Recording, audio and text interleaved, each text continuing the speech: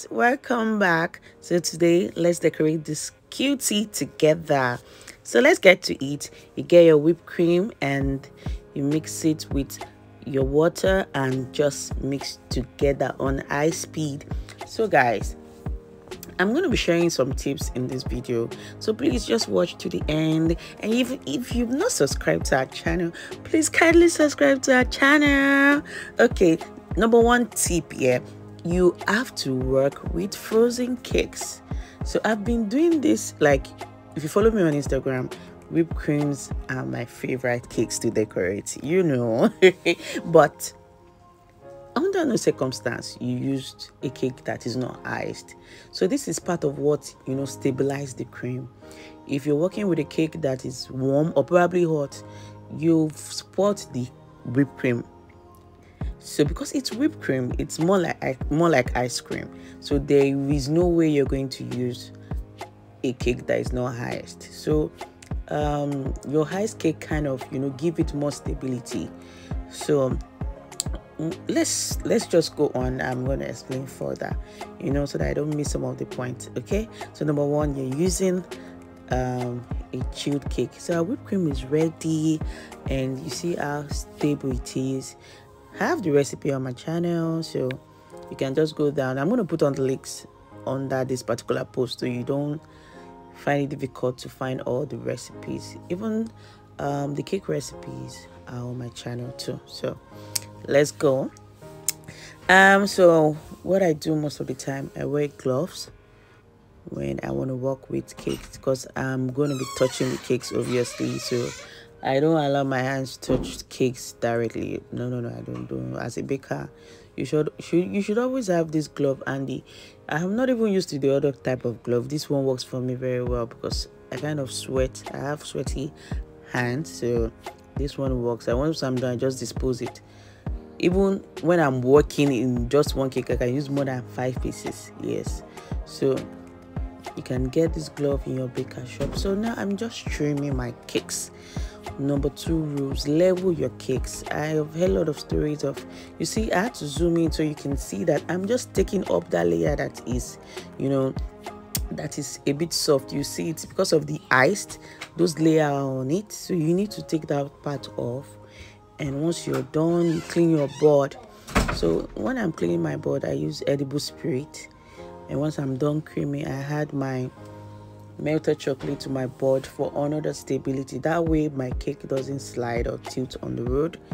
And you see, in this place, I'm just layering the cakes together. So not too much work. So you layer your cakes, except you're adding fillings. There is no need for you to add too much cream, because when the creams are too much in between, it's part of what is good. It might tilt the cake on the road. So just little, just for you to, you know, you're trying to build the cake together. So I'm just going to layer all my cakes, and that is it. So when you're layering your cakes, what I do, if you notice, I put my vanilla. Always, I do that all the time. I put my vanilla on the base and on the top. So I'm trying to create another stability for it. So my cakes are moist, so I'm not except, I don't know, except the customer doesn't want vanilla, just want purely red velvet or chocolate. I can't put vanilla. I can't put red velvet or chocolate on my top layer or my last layer. I don't do that because they really don't have, you know, too much. They are not really strong. So vanilla stick kind of have a little bit of what would I call it? I can't find the word, but I'm just doing this for stability as well. So make sure you do trim the sides of your cake. So the essence of trimming, it's to give it equal parts and equal sizes. I don't know if you noticed before. Now all the cakes are not on the same size. Reason being, they've been in the freezer. Some of the cakes might have shrinked.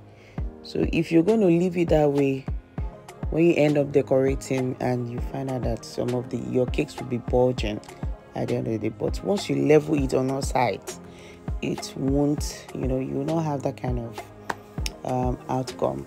So now I just had a little bit of the cream to do my crumb coat. Now, third point is your crumb coat must be light. All you need that crumb coat for is just for sealing the crumbs. You don't need to add too much cream. If you add too much cream, that way you've frosted the cake already, and more like you're wasting cream. So at this point, you just clean your board. Very, very important. You don't leave your board messy. Just clean it, clear, and clear. So I'm just going to set this aside for 1 hour. I leave it for 1 hour to allow it chill. It goes back to the fridge or the freezer, and I allow it chill for good 1 hour. That way my crumbs are sealed up. I won't have any crumbs showing in my cake.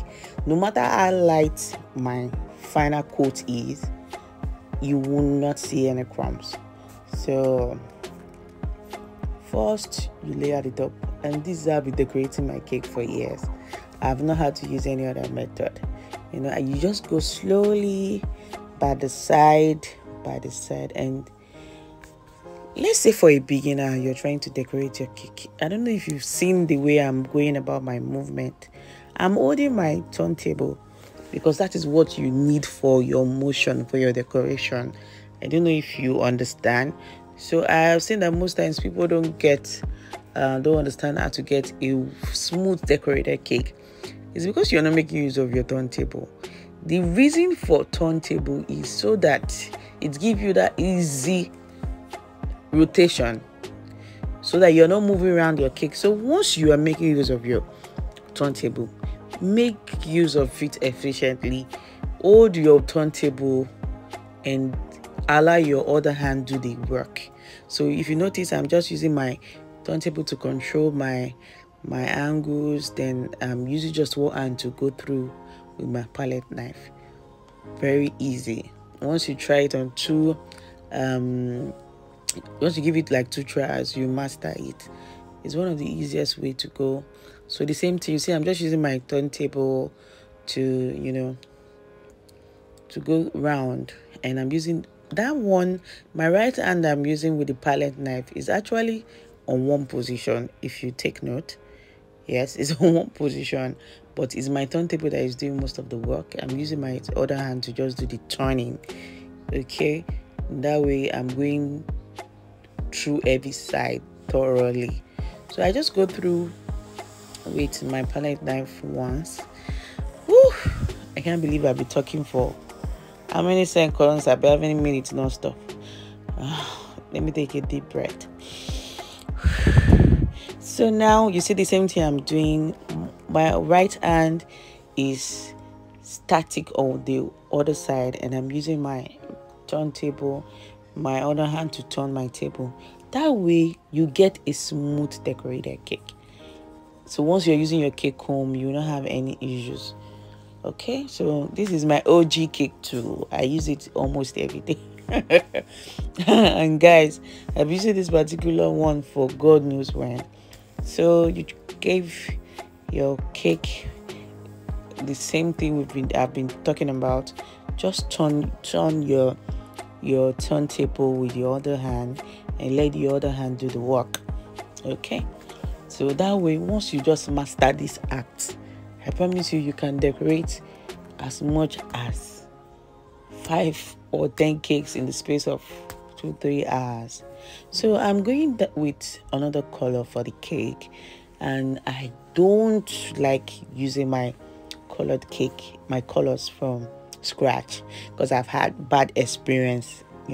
So most times when someone eats your cake and say that the cream adds an aftertaste, probably you used too much colors. I've tried even this particular brand. I just stumbled on it in the market. I went to Balogun market some days ago and I stumbled on it, but I've used it for a few months now. It's not that bad, but still I don't like putting my colors directly. I create the base first with white, and I go in with my color. So now what I did is I chilled this cake again for the second time for like 20-15 minutes, so that first coat I did is firm. Then I'm doing the final coat. Now this case is because I'm using color. So if I'm doing a white cake, I'm done with coating and I'm not going to do another coat. So the same way you're going to do it, just go through it gently. So don't try to guide your palette knife so it doesn't go through the cake.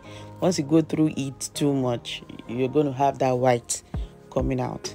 So the same thing, make your other hand, just put it where you want it to be. You see the way I'm explaining now, and let your other hand be on your turntable. If my right hand is not moving, that's how I do my cake homes, and I have a very smooth finishing. My right hand is not moving, it's stiff on the part. On that part, my other hand is doing the turning. You see, I just moved it. So when you get to where you're satisfied and you see that your cake is not very smooth, yeah, you just slow down. Then I gave it a little bit of, I really didn't want the sharp edge, yeah, because I'm going to add topaz, so I don't really do sharp edges for topaz cakes. Woo! I need a drink at this point. So guys, once you stumble on this video, God, let me just give you a backstory. I used 3 hours on this particular cake. Whoa!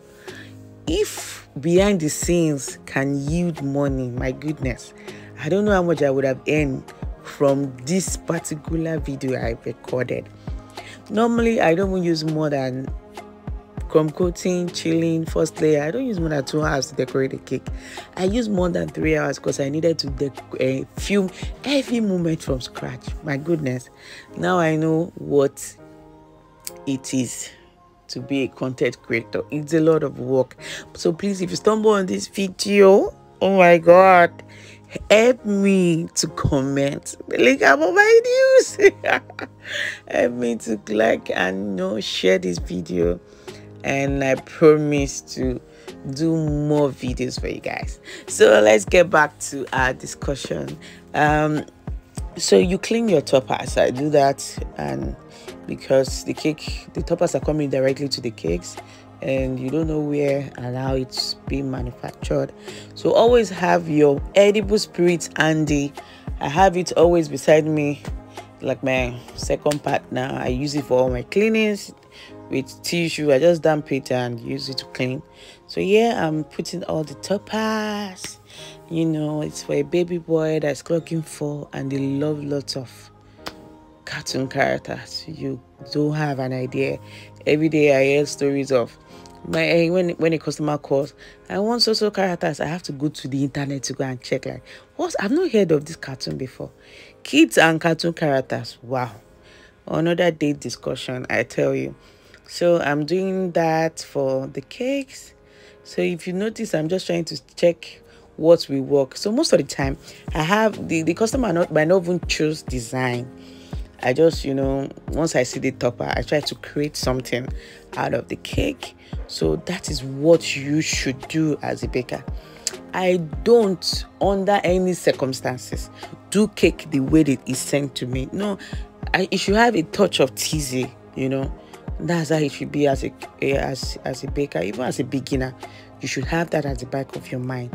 Never you see a cake, a customer sent you a cake, and you want to do it verbatim. You want to do word for word, picture to picture. You should have your own effigy. If Nigeria slangs now, you should have your own adjacent to it. So that makes you that whatever, like my cakes online, there's no way I see my picture. Even if another baker uses my picture, I know that's my cake. So it should have your signature. Yeah. So even the picture she sent was not this. She just said she wanted a Mickey Mouse and sent a sample. I said no worry. So I do that. So when I sent my characters to my topper block to design. So you I should give her always what do I that. want, and just try to even be my more topper block creative is with one your of craft. the best. She just, so that will make you stand comes out with fine all right? design. So moving forward, let's get back to our cake. So now what I do, if they are not picking up the cake immediately, I return the cake to the fridge without the toppers. I can just put the toppers on the cake, take a picture of the cake, remove it, and put it back in the fridge. Don't put your cakes back in the fridge with the toppers. It's paper toppers. They kind of, they might get soaked. So I leave it in the fridge until when the customer is ready for pickup, and I'll put back the toppers. So once you're done, box your cake up. You see this particular one now, it didn't fit anymore. So I said, oh, there's no need. I just put it aside. So I added a little bit of sprinkles to give it that, extra beauty you get. And that was it. And I added the balls. I added gold balls to the cake. So I hope you find this video very helpful, and drop your comment, drop your questions. I'll reply everything. And guys, thank you for watching. Thank you for watching. Thank you for watching. Thank you for watching again and again. And thank you for sharing my videos. Thank you very much. I'm grateful. So guys, see you in my next video. And I think my next video is the donut video. I have the video edited already, so I'm just going to have everything up and upload it. Thank you for watching, guys. God bless you. Subscribe to my channel. Bye for now. See our cake now. See our cake. You see, it's not too much work. It's just for you to master one or two.